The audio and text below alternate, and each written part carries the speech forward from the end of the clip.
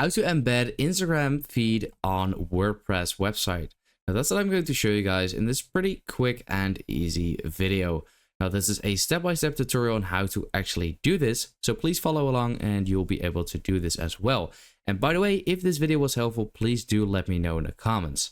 And let's get started. So for this, we're actually going to use this website called Elfsight.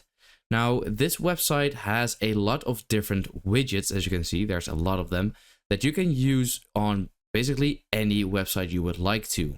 Now over here, there is the Instagram feed. And by the way, I do have a direct link to this page where you can immediately edit it in the description. I also do have a regular link to their website as well. But yeah, so here you have a bunch of different templates. So you have the profile widget, the grid, the small widget, the hashtag showcase, post slider, and dark profile widget. So I will just go with the profile widget. So then click continue with this template.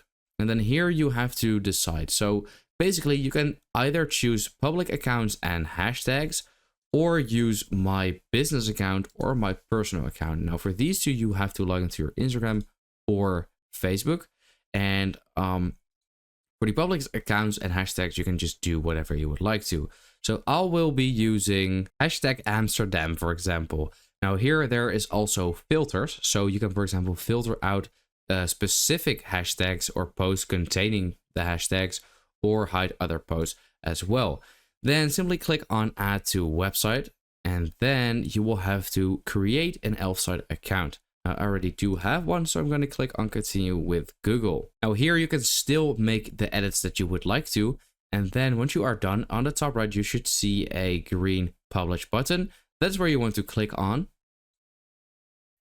Once you have clicked on there, you will get to this page. Now here you will have to select a plan. Now there is a free one, as you can see, but as you can see, it's actually very limited. Now over here, there are also paid versions, which have way more customization, as you can see.